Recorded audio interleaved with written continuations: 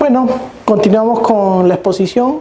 Ahora finalmente vamos a ver lo que es las modificaciones del reglamento con respecto a la etapa final del proceso de contratación, que es la ejecución contractual, y vamos a ver algo de obras también. Primero, los requisitos para el perfeccionamiento del contrato. Tenemos los requisitos tradicionales que dice la normativa, pero ahora tenemos en el punto E los documentos que acreditan el requisito de calificación referidos a la capacidad técnica y profesional en el caso de obras y consultoría de obras, ¿no? Dijimos ya hace unos minutos de que en el caso de obras y consultoría de obras, previo a la suscripción del contrato, esto se iba a verificar, ¿no? Y efectivamente se menciona para el tema de suscripción del contrato, dentro de los requisitos para el perfeccionamiento. También hay algunos cambios con respecto a los plazos. 8 días hábiles para la entrega del documento, luego del registro en el CEACER, el consentimiento de la buena pro, o que ésta haya quedado administrativamente firme. Se mantienen los 8 días, pero ahora en vez de 3 días, ahora tenemos 2 días hábiles para suscribir contrato o la entrega del orden de compra, ¿no? O de servicio por parte de la entidad. También se puede otorgar un plazo adicional de 2 días hábiles para subsanar alguno de estos requisitos, ¿no? Y el plazo de subsanación no puede ser mayor de 4 días hábiles desde el día siguiente de notificado al postor, ¿no? Es decir, primero 8 días, me entregue los documentos el postor en el día 8 o en el día 5, yo le puedo dar 4 días hábiles más para subsanar alguno de los documentos, ¿no? Y después que me ha subsanado, tengo 2 días para suscribir contrato. Si no hay subsanación, después de los 8 días, 2 días hábiles para suscribir contrato, ¿no? Esos son los plazos que ahora da el reglamento con respecto al perfeccionamiento del contrato. Tenemos también los cambios en lo que es la vigencia. En bienes y servicios tenemos la conformidad de la recepción de la prestación a cargo del contratista y se efectúa el pago, ¿no? Como 2 condiciones. ¿Por qué 2 condiciones? Porque, digamos, con el reglamento actual lo que se mencionaba o se pedía era que, digamos, para culminar el contrato bastaba con la liquidación final de pago. Pero ¿qué pasa si dentro de las condiciones del contratista el pago se efectúa antes, ¿no? Si se efectúa un pago antes y está pendiente una entrega de un producto o un entregable, digamos, ¿no? Entonces se tiene que dar también la conformidad de ese entregable por más que ya se haya pagado al contratista, ¿no? Un servicio postventa de repente. Entonces se necesita la conformidad de la recepción de la prestación para culminar ese contrato de todas maneras, ¿no? Hasta que se ejecute la última prestación a cargo del contratista cuando existan prestaciones posteriores al pago, ¿no? Es decir, ya no solamente determina el pago, la finalización del contrato, sino termina el pago y si quedan prestaciones pendientes, se da conformidad por esas prestaciones pendientes, ¿no? En el caso de ejecución y consultoría de obra, tenemos hasta el consentimiento de la liquidación y se efectúe el pago correspondiente, ¿no? También estos dos parámetros se tienen que cumplir, ¿no? Que tenga tanto la liquidación como el pago, independientemente de que uno se realice antes que el otro, ¿no? Responsabilidad de la entidad es responsable de la obtención de las licencias, autorizaciones, permisos, servidumbre y similares para la ejecución y consultoría de obras, salvo que en los documentos de procedimiento de selección, vale decir, en las bases estandarizadas, las bases integradas que convoque la entidad, se estipule que la tramitación de estas se encuentre a cargo del contratista. Es decir, si se indica de que estos trámites los va a hacer el contratista, bueno, él lo hará, ¿no?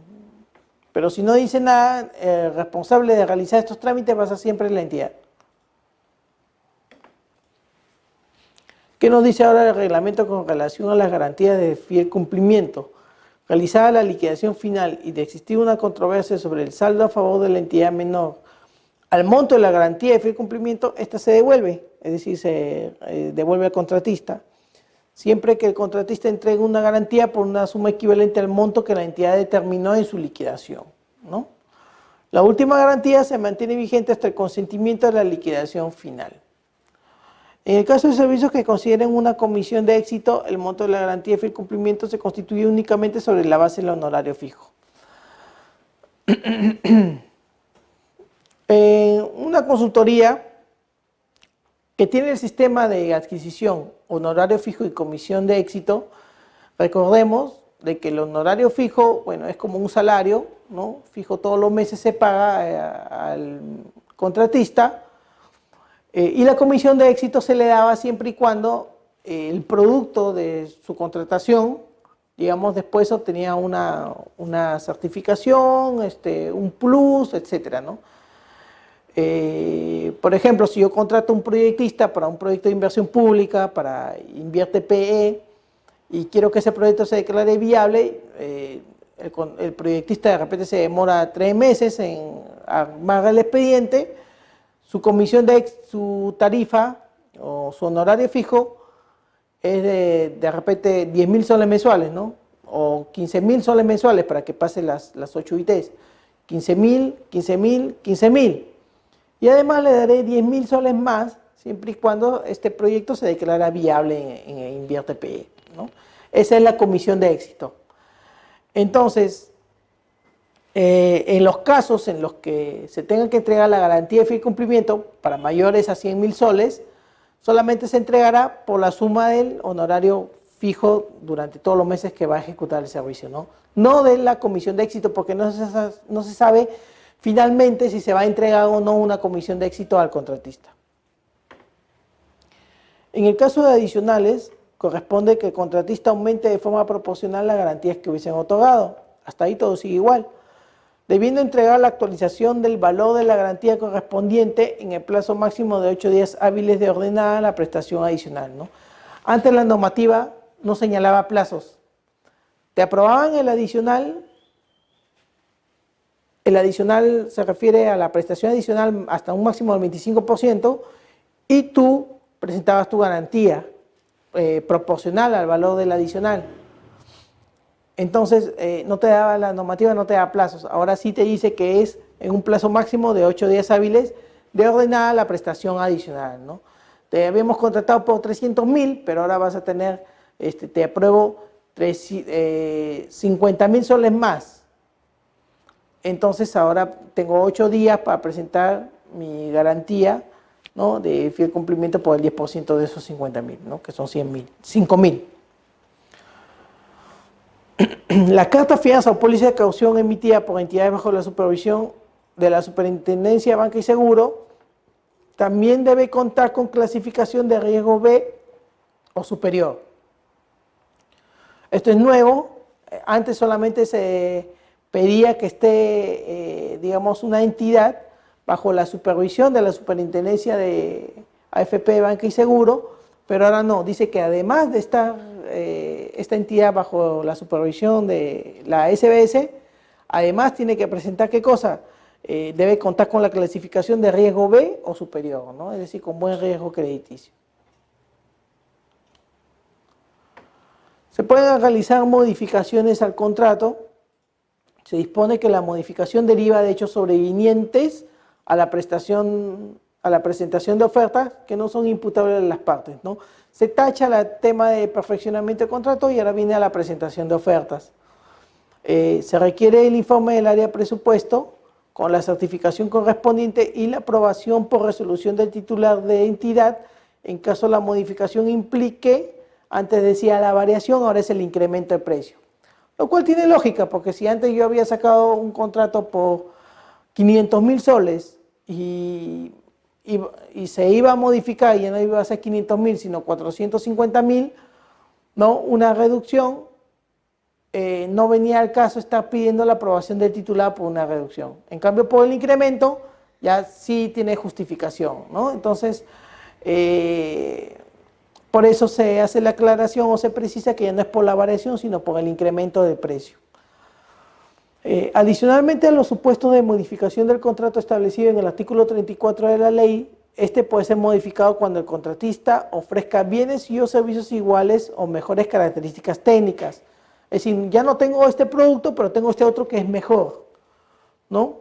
Siempre que satisfagan las necesidades de la entidad. Tales modificaciones no varían las condiciones que motivaron la selección del contratista, ¿no? No puedo cambiar las condiciones por las cuales yo lo escogí, ¿no? Me ofreció de repente un ISO que yo lo tenía como factor de evaluación y eso fue determinante para que quedara en primer lugar. Entonces él no me puede decir, ¿sabes qué? Ya no cuento con este ISO y te presento este que es mejor. No, sino no puede variar esa condición inicial del ISO, ¿no? La suscripción de la adenda se registra en el SEACE conforme a lo establecido por el OCE, ¿no? Cualquier modificación al contrato se tiene que registrar de todas maneras en el SEACE, en la consola de contratos. Pasamos a lo que son las penalidades, ¿no? No hay mucho que indicar acá. En caso no sea posible cuantificar el monto de la prestación en materia de retraso, la entidad puede establecer en los documentos al procedimiento de selección la penalidad de aplicarse, ¿no? Deja libre criterio de la entidad el procedimiento y el cálculo de la penalidad de aplicar, ¿no? Cuando no es posible cuantificar el monto. Se dispone que el retraso se justifica a través de la solicitud de ampliación de plazo debidamente aprobado, ¿no? Es decir, ahora con la entrega del bien o del producto podrán entregar, ¿no?, la sustentación o la justificación para la ampliación del plazo de por qué no lo pueden entregar antes, ¿no? Aparte del procedimiento de ampliación de plazo que todos ya conocemos, que son los 7 días hábiles posteriores a la culminación del hecho generado de atraso.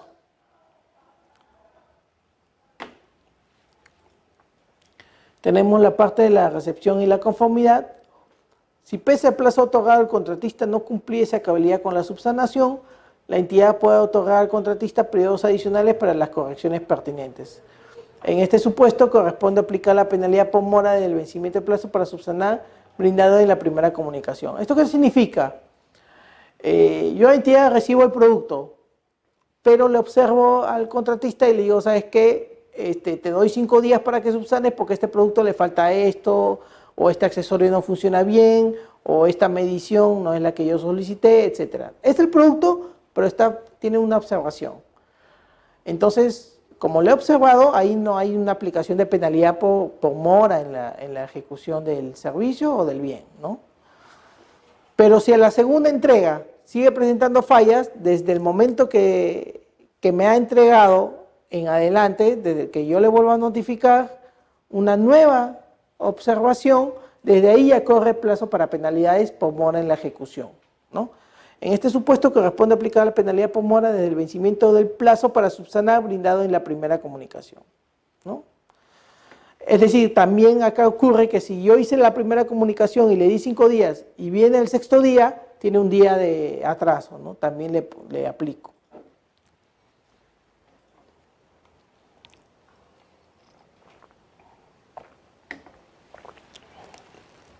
No han habido muchos cambios en la normativa con respecto a la parte de la ejecución contractual. Las demás condiciones se mantienen, más hemos visto que en la parte del estudio de mercado, valor estimado, valor referencial, procesos de selección, ¿no? Pero también hay algunos cambios que se ha dado a la normativa con respecto al tema de la ejecución de las obras públicas, que vamos a repasar y ver cuáles son esos cambios, ¿no? Requisitos adicionales para la suscripción del contrato de obra. Adicionalmente a lo previsto en el artículo 139, el postor ganador cumple los requisitos previstos en el artículo 175. Es decir, ¿qué requisitos tengo yo como contratista para suscribir un contrato de obra, ¿no? Hay un literal E que se hace la precisión, entregar los análisis de costos unitarios de las partidas y detalle de gastos generales que da origen a la oferta, ¿no? Es decir, cómo es que yo llegué a esa oferta, todas las partidas y todos los precios desagregados. En caso de obras sujetas al sistema de precios unitarios, ¿no? Entregar el desagregado por partidas que da origen a su propuesta en el caso de obras sujetas al sistema de suma alzada. Es decir, tanto precios unitarios como suma alzada, presento el desagregado por partida, pero además en precios unitarios el análisis de los costos unitarios, ¿no? ¿Cómo es que llegué a este costo unitario? El análisis respectivo. Habrá que esperar si dicen algo las bases estandarizadas con respecto al análisis, ¿no? Ahorita es muy subjetivo indicar en qué consiste ese análisis. inicio del plazo de la ejecución de obra, puede designarse un inspector de obra o un equipo de inspectores siempre que se encuentre convocado procedimiento de selección para contratar al supervisor, ¿no? ¿Qué sucede? Se convoca el proceso de selección de la obra, ¿no? Para ver qué empresa es la que va a hacer la obra, y en paralelo se convoca procedimiento de selección para escoger al supervisor de la obra. Recordemos, inspector o supervisor va a favor de la entidad, residente de obra va a favor del contratista. Residente de obra y supervisor o inspector son las personas que van a interactuar, ¿no? Para, digamos, llevar a cabo la obra en sí. Uno a nombre del contratista y el otro a nombre de la entidad. Entonces, ¿qué pasa si yo adjudico la obra, pero aún no adjudico al supervisor? ¿No? Antes, ¿qué pasaba o qué pasa con el reglamento actual que ya está por vencer en los próximos días? Es que, digamos, si no tenía contratado al supervisor, no podía iniciar la obra, ¿no? Lo que me dice ahora con los cambios en esta normativa es que en tanto yo pueda continuar con este proceso y pueda contratar al supervisor, para no paralizar el inicio de la obra, yo puedo, digamos, designar a uno o más inspectores de obra, digamos, de una manera momentánea, para poder dar inicio a la obra, ¿no? Hasta que se adjudique el proceso para la supervisión de la obra. Es lo que me señala acá, ¿no? Una vez que adjudico al supervisor, ya los inspectores, ya terminará su función y entrará el supervisor. Esto puede mantenerse en tanto el monto de la valorización acumulada de la obra no supere el límite establecido por la ley de presupuesto, ¿no? Habrá que ver qué límites son los que menciona la normativa. Y cuando las bases establezcan la obligación de constituir un fideicomiso para la entrega de los adelantos, esta no es una condición para el inicio del plazo de ejecución de la obra, ¿no? Es decir, en el caso de que se entregue adelantos y haya una obligación de constituir un fideicomiso, igual se inicia el plazo de ejecución de la obra, ¿no? Igual se inicia la obra.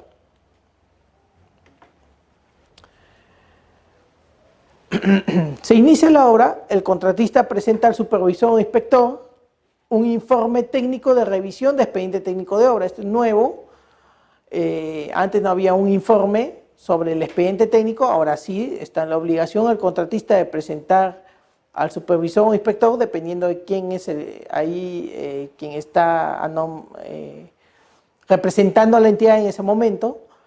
Y este informe técnico, ¿qué va a decir? Va a incluir las posibles prestaciones adicionales, riesgos de proyecto, consulta, entre otros, ¿no? Se podría decir que es un informe que se estaría adelantando a determinadas situaciones posteriores que van a haber con respecto a la obra, ¿no? El supervisor o inspector eleva el informe técnico de revisión del expediente a la entidad, es decir, ya una vez que toma conocimiento el supervisor, se lo remite a la entidad, ¿no? Dentro de un plazo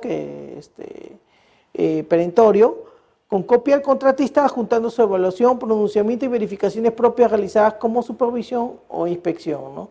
Es decir, el contratista me hizo una cosa, pero yo como supervisor puedo decir, un momentito, estás equivocado en esto, o sobre lo que me has dicho, lo refuerzo, ¿no? Desde mi punto de vista como supervisor de la obra. Y podemos concluir, sí, efectivamente el contratista tiene razón, hay este riesgo, o el contratista tiene razón, se va a tener que hacer esta prestación adicional, ¿no? Acá hay otro punto bastante interesante, en el tema de seleccionar al proveedor en obras. También presentaba carta de compromiso de personal clave, ¿no? Que era, digamos, un profesional que que no es el residente, ¿no? Aparte tenemos el residente y tenemos, digamos, otros profesionales como topógrafos, como especialistas en costeo, de repente, proyectistas, arquitectos, ingenieros, etcétera, ¿no? Pero ¿qué sucede? Ganaban con el perfil, ¿no? O mejor dicho, ganaba de acuerdo a los factores de evaluación, pero entregaba carta de compromiso personal clave, pero al inicio de la obra podía cambiar por otro profesional de igual perfil, ¿no? Con igual experiencia, con iguales calificaciones, que son calificaciones, ingeniero, ¿no? Titulado y colegiado, habilitado al momento del inicio. Lo cambio, ya no es Pepito, ahora va a ser Juanito, y Juanito también tiene las mismas calificaciones, es ingeniero, es colegiado, es habilitado, ¿no? Pero ahora, ¿qué dice el reglamento con respecto a esto? Que el contratista está obligado de iniciar y ejecutar el contrato con el plantel profesional clave que acreditó en el perfeccionamiento del contrato, ¿no? Es decir, el mismo profesional clave que acreditó tiene que iniciar la obra. Debe permanecer como mínimo 60 días calendario desde el inicio de su participación en la ejecución del contrato. En el día 61, si quiere, se puede ir y se puede reemplazar a ese personal. Y no hay ningún problema. Pero durante los primeros 60 días se tiene que mantener. Si no ocurriese esto, y antes de los 60 días no está este personal, por más que lo haya reemplazado, se determina la ausencia del personal. ¿Y esto qué significa? Que acarrea una aplicación de una penalidad no menor a 0.5 UIT, 2.200 soles, ¿no? Aproximadamente, un poquito menos de 2.200, por cada día de ausencia del personal en la obra. Entonces, miren la magnitud, ¿no? Desde media UIT por cada día de ausencia. Salvo por muerte, obviamente, invalidez sobreviniente e inhabilitación para ejercer la profesión, ¿no? Probablemente este ingeniero civil haya estado habilitado el día 10, inició la obra el día 15, pero el día 13 le quita el Colegio de Ingenieros la habilitación correspondiente, ¿no? Por algún motivo. Excepcionalmente puede ser sustituido, en cuyo caso el perfil del reemplazante no debe afectar las condiciones que motivaron la selección del contratista, ¿no? Lo que le mencionamos, debe cumplir con las mismas características, ¿no? Acuérdense, siempre hacemos en algunas diapositivas la fuente, este cuadro viene de los cuadros que ha presentado el OCE, es libre, está en la página web, lo pueden revisar en la parte de capacitaciones, ¿no? El cuaderno de obra, se precisa que la entrega del cuaderno de obra de la entidad se realice en el acto de recepción de obra o en el acto de constatación física de la obra de corresponder, ¿no? Es decir, ya se hizo la constatación física y se entrega el cuaderno de obra y se apertura. El OCE, mediante directiva, desarrolla progresivamente el cuaderno de obra digital, ¿no? Una de las, digamos, de las prerrogativas que tiene el OCE ahorita es de digitalizar todo, de que todo se haga de manera electrónica, se gaste menos papel. Entonces, una muy buena idea, pienso, es la del cuaderno de obra digital, ¿no? Actualmente está el cuaderno de obra físico y si lo pide el supervisor al residente, el cuaderno de obra de repente no está, o de repente falta una anotación, o qué sé yo, ¿no? Falta un día, etcétera, etcétera. Acuérdense que el cuaderno de obra pues se anotan todas las ocurrencias que ocurren en el día con respecto al avance de la obra. En cambio, cuando sea digital, probablemente, me pongo en un supuesto, es una opinión personal, probablemente también tenga que ver las firmas digitales legalizadas tanto del residente como del supervisor, ¿no? Y esto se va a disponer progresivamente, ¿no? Mientras no exista, se va a tener que usar el cuaderno físico de obra. Esto es donde pueden encontrar este tema del cuaderno de obra digital en la 13ª disposición complementaria final.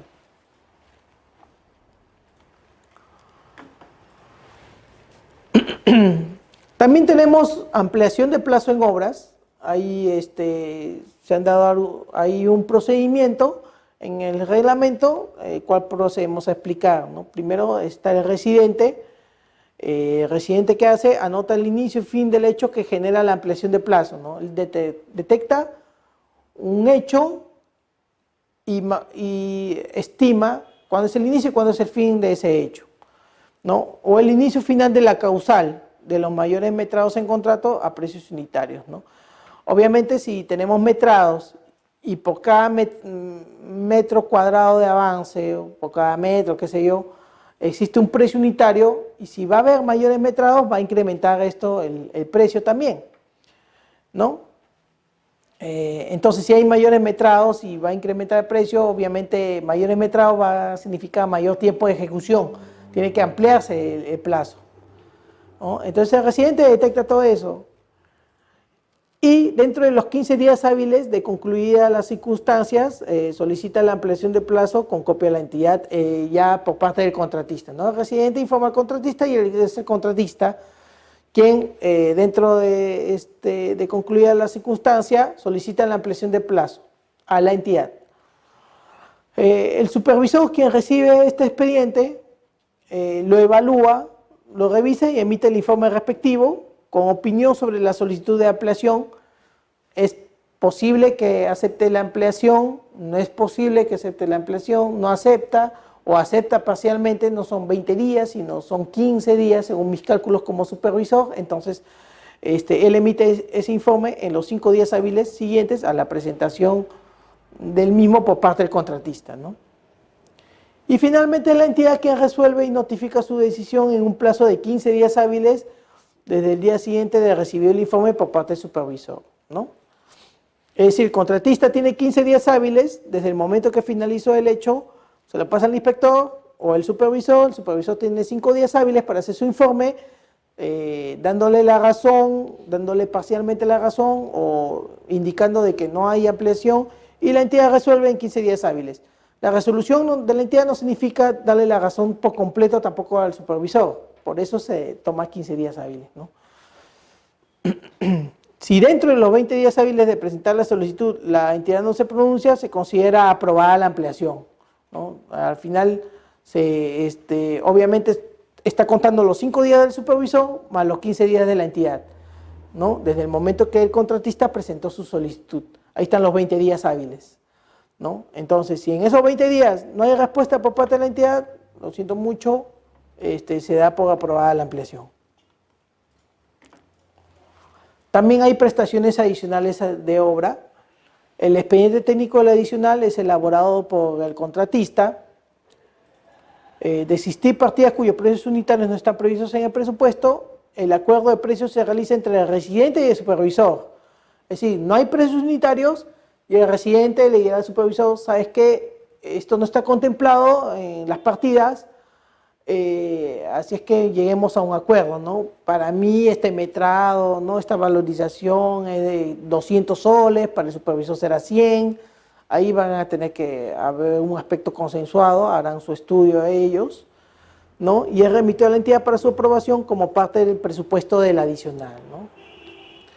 La aprobación debe contar con el informe de viabilidad presupuestal, ¿no? Tiene que existir el presupuesto, si no, no se puede aprobar la prestación adicional de la obra, y la opinión favorable sobre la solución técnica propuesta en el expediente técnico presentado por el contratista, ¿no? El contratista a su vez tiene que dar una solución para el tema de la ampliación, ¿no? Si la elaboración del expediente técnico del adicional requiere ensayos especializados de alta complejidad y o la participación de algún especialista que no esté en la relación del personal clave, es decir, de repente es necesario llamar a un topógrafo o un ingeniero especialista en suelos, etcétera, corresponde incluir su costo en los gastos generales del adicional, ¿no? El costo de este profesional forma parte del adicional, ¿no? Son todas las contemplaciones que está dando ahora el reglamento. Continuamos con las prestaciones adicionales de obra. Cuando en los contratos suscritos bajo el sistema de precios unitarios se requiere ejecutar mayores metrados, estos son autorizados por el supervisor o inspector de obra a través de su anotación en el cuaderno de obra y comunicados a la entidad previa a su ejecución, ¿no? Es decir, el supervisor o inspector es la que tiene que autorizar los mayores metrados, ¿no? Y deberá anotar en el cuaderno de obra. Bueno, ahora dice anotación en el cuaderno de obra, pero cuando sea digital, será una anotación en digital. El contratista, mediante anotación en el cuaderno de obra, solicita la ejecución de mayores metrados. El supervisor autoriza su ejecución siempre que no supere el 15% del monto del contrato original, ¿no? 15% es el adicional.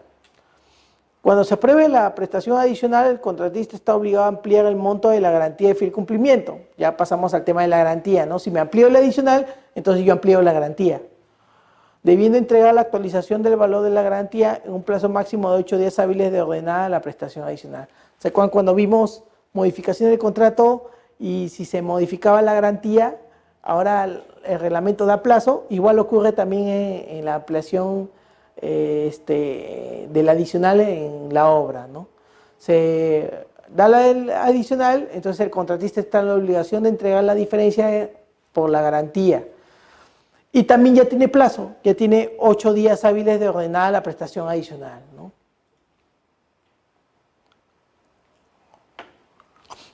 También se pueden resolver los contratos de obra. ¿Y en qué caso se resuelven los contratos de obra? Cuando la resolución sea por caso atribuible a la entidad, esta reconoce al contratista en la liquidación que se practique el 50% de la utilidad prevista. Yo esperaba ganar con la obra, no sé, 1 millón de soles. Ahora la entidad me va a reconocer medio millón de soles, ¿no? Porque hay una resolución por causa atribuible a la entidad, calculada sobre el saldo de obra que se deba ejecutar, ¿no? En caso no se haya iniciado la ejecución de la obra, es decir, no se inició ni siquiera la obra y se va a resolver el contrato, no resulta aplicable la disposición del párrafo anterior, debiendo a la entidad reconocer los daños efectivamente irrogados, ¿no?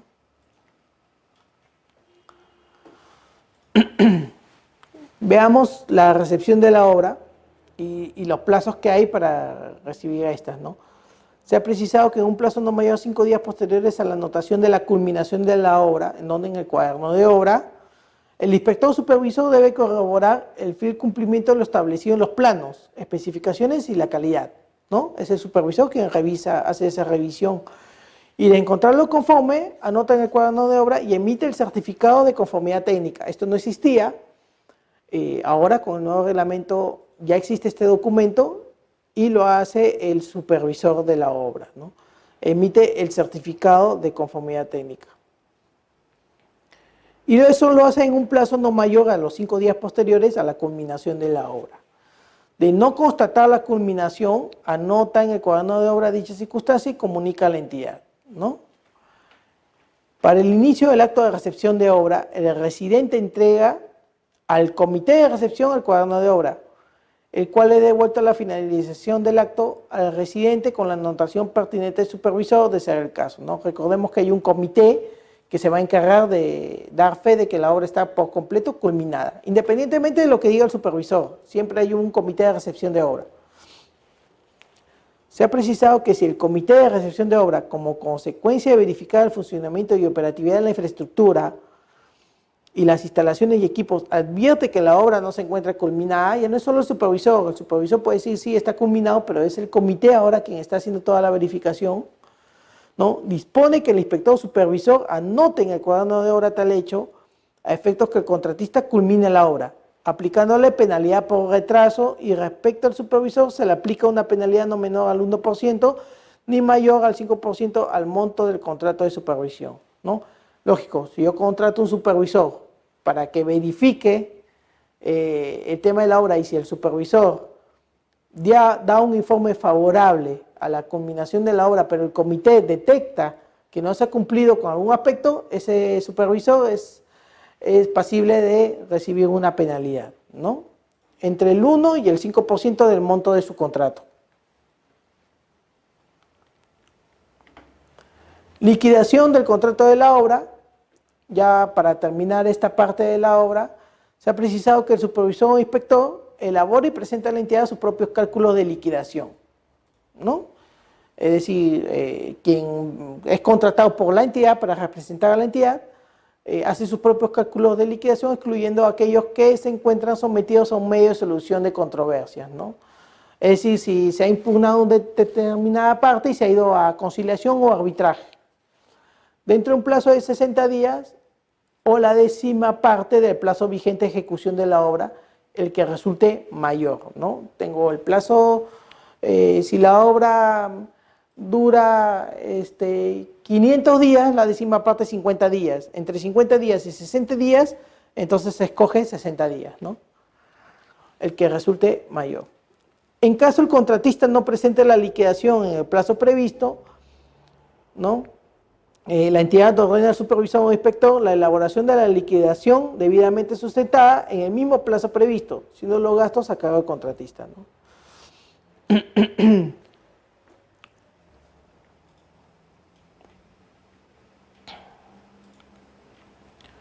Y finalmente, con esto terminamos lo que son las precisiones del reglamento de la Ley de Contratación del Estado, la Ley 3225, Dentro del material figuran ahí mis correos personales para cualquier consulta adicional que quieran hacer con respecto a la entrada en vigencia del reglamento. Recordemos que el reglamento entra en vigencia el 30 de enero, recordemos que lo se debe publicar a partir del 30 de enero ya las bases estandarizadas para los procesos de selección. Con respecto a estas modificaciones, son más de 200 artículos de reglamento, hay varios cambios con respecto al arbitraje que no los hemos tocado. No todo lo que se ha hablado de obras es todo lo modificado, hay algunas cositas que no se han incluido, solo lo más sustancial, lo más importante. Sí se ha visto todo lo que son los métodos de contratación, lo que es las actuaciones preparatorias, los procesos de selección. Todos esos cambios son los que se han mencionado acá en la presente exposición, ¿no? Con esto finalizamos y espero volvernos a encontrar muy pronto. Gracias.